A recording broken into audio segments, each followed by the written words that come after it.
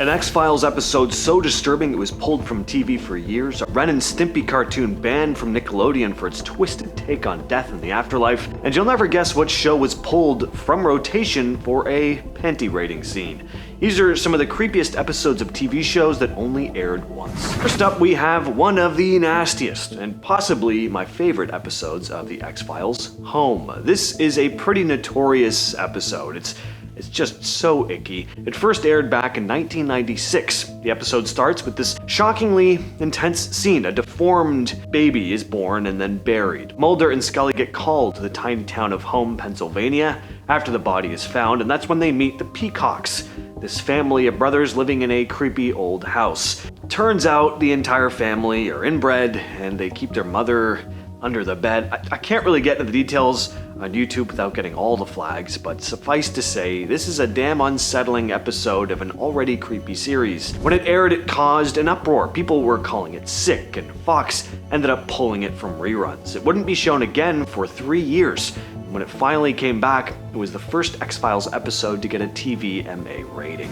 Next up, we have an episode of one of the most twisted and bizarre kids' cartoons in history, Ren and Stimpy. There is a laundry list of Ren and Stimpy episodes with scenes that were cut when airing or episodes that were just outright banned. The Last Temptation is one of them. The episode was originally going to air on Nickelodeon, but got axed for its religious themes and didn't air until MTV picked it up in 1996. The episode starts off normal enough, by Ren and Stimpy standards anyway. Stimpy makes oatmeal for Ren. Ren swallows it and immediately starts choking, screaming desperately for help, but Stimpy doesn't notice because he's got headphones on and he's glued to the TV. So right off the bat, we've got a suffocating main character while the other one just sits there. Then while dying, Ren flashes through these bizarre memories, like being in a war with Stimpy where Stimpy has to pee. Ren forces him to use a toilet right in front of the enemy soldiers who fire at them. There's also this really surreal bit where Stimpy is in his mother's womb and baby Ren is like hitting him. Anyway, Ren ends up in purgatory and meets this gardener named Wilbur Cobb, who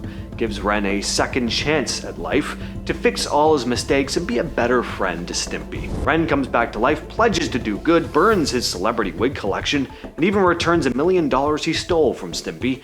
Meanwhile, Stimpy blows through the cash on luxuries while Ren lives like a monk, eating rocks and straws. Eventually, Ren saves Stimpy, but he chokes, proving he's truly changed. It is utterly insane, but not, offensive or anything. But some religious groups didn't agree, so the episode didn't air.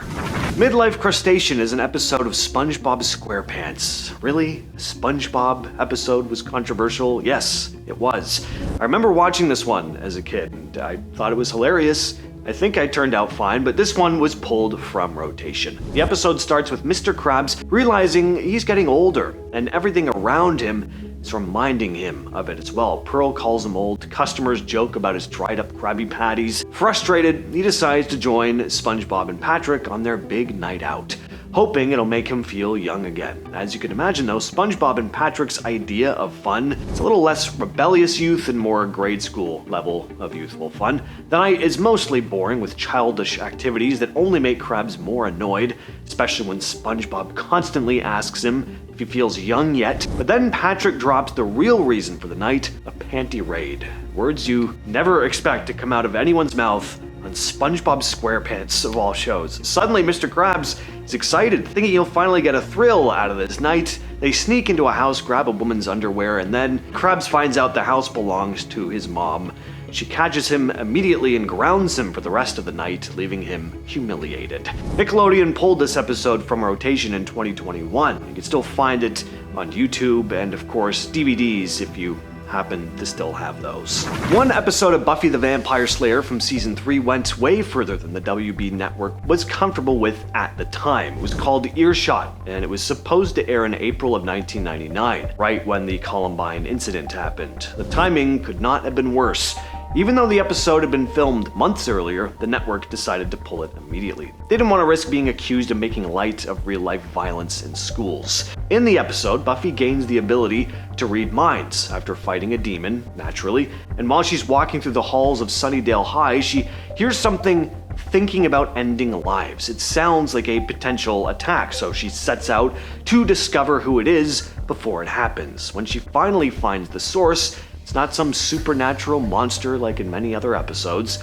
It's just a lonely student named Jonathan who's planning to hurt himself, not anyone else. The story was surprisingly compassionate, showing how isolation and pain can twist into something darker and how misunderstood people can often slip through the cracks. But because it had a tense scene involving, a student in a school tower holding a firearm, the WB decided the episode was just too risky to air at the time. It sat on the shelf for 5 months before finally being released that September. Alright, this one never gets talked about because this was not a popular show. An episode of the animated version of Tales from the Crypt called It's For You. I watched this cartoon all the time as a kid. I loved it. A gateway horror series that really led me down the path of obsession I have with the genre today. Looking back, this show was pretty silly, but this episode always stuck with me. I found it genuinely creepy at the time, but it only ever aired one time. And I watched this show religiously, trust me. Every time the series reran, I'd impatiently wait for this one episode to air again, but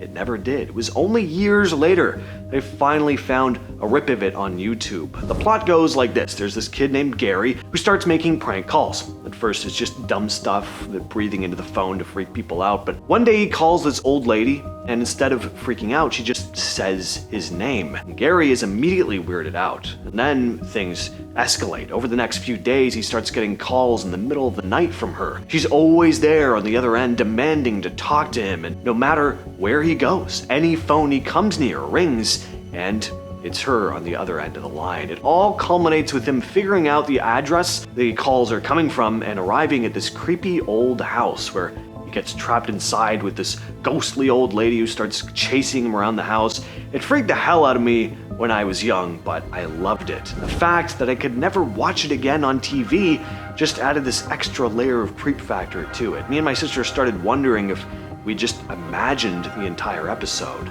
So, when people started putting entire episodes of old cartoons on YouTube, I was pretty thrilled to finally watch this one again.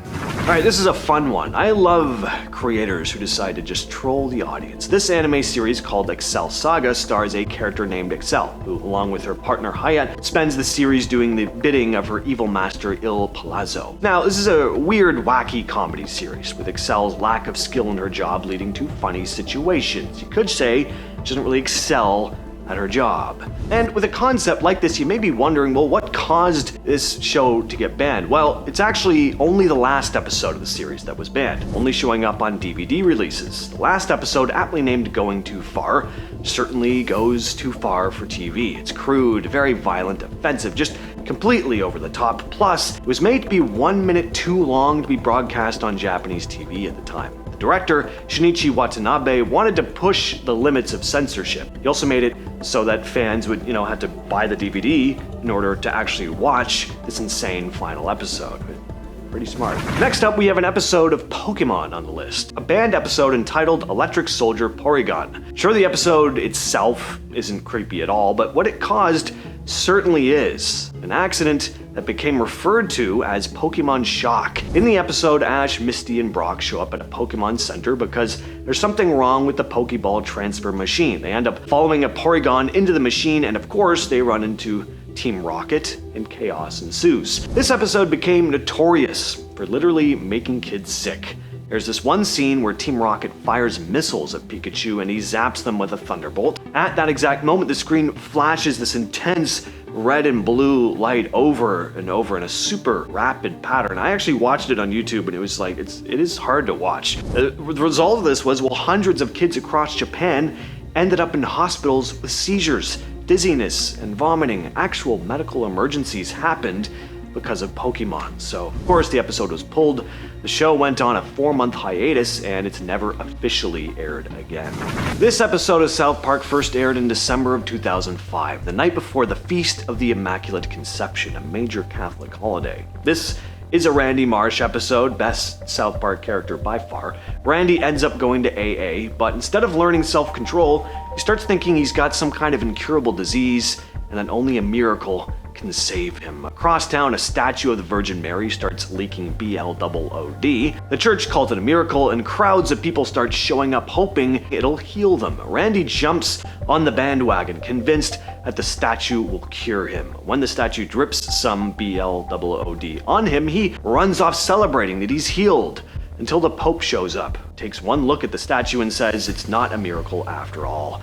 Randy freaks out again, only for Stan to tell him maybe he didn't need divine help in the first place. Catholic groups were not happy about this episode and demanded an apology, calling it disgusting and appalling. Comedy Central ended up yanking it after one airing. It eventually came back months later, but for a while this was one of the lost episodes you can only hear about from people who actually saw it live. Kind of surprising about this one, because even just some Randy episodes of South Park have gone way further. I always think of the "There's a ghost, he slimed me." Great episode. Anyway, there was this Tiny Toon Adventures episode from 1991 that was seen as so dark it was pulled from TV after only airing once. The episode was called Elephant Issues. Two of the segments are pretty standard, but the last segment, One Beer, is where things take a really sharp turn. It starts off with Buster, Plucky, and Hampton finding a single can of booze and deciding to see what it's like. At first they just act kind of goofy, their voices slur, they stumble around, but then they start causing trouble, getting into all kinds of reckless behavior and hijinks, all culminating with them stealing a car and driving off a cliff. It's played for laughs right up until the crash, when it cuts to their ghosts floating into heaven. Now, of course, they weren't really dead. The show breaks the fourth wall all the time, and the episode ends with Buster asking Plucky and Hampton, "Do we get to do a funny episode tomorrow?" And Hampton replies, "I hope so." Warner Bros. Claimed it was meant to be a cautionary tale, which, I mean, obviously it is, but some parents found it too grim and unsettling. Kids who saw it at the time still remember how weird and kind of oddly disturbing it felt compared to every other episode. After that one broadcast, it was pulled completely from reruns and never shown on TV again. And finally, in 1992, the BBC aired a Halloween special called Ghostwatch that went completely off the rails. Not because anything real happened, but because people thought it did. It was filmed like a live documentary about a haunted house in North London. And the hosts were, of course, real BBC news reporters, so viewers assumed that this was all genuine. It wasn't. The crew was supposedly investigating a ghost nicknamed Pipes. And as the show went on, you'd occasionally spot this eerie figure lurking in the background or hear strange noises over the broadcast. None of it was too over the top and in your face, it felt genuinely eerie and believable. The realism went a little too far. People watching at home started calling the BBC to report that they'd seen the same ghostly shapes in their houses, or that strange things were happening in their rooms as they watched the broadcast. Some people genuinely believed Ghostwatch had unleashed the spirit through the screen. The network got flooded with complaints, and newspapers later reported that one young viewer went into shock after watching it. The chaos got so bad that the BBC immediately pulled the program and refused to air it again for over 10 years. If you're interested, though, you can watch Ghostwatch. I think they have it on Shudder. I might check that out. All that said, though, I've been your host, James, and I'll catch you, yes, you specifically, in the next video.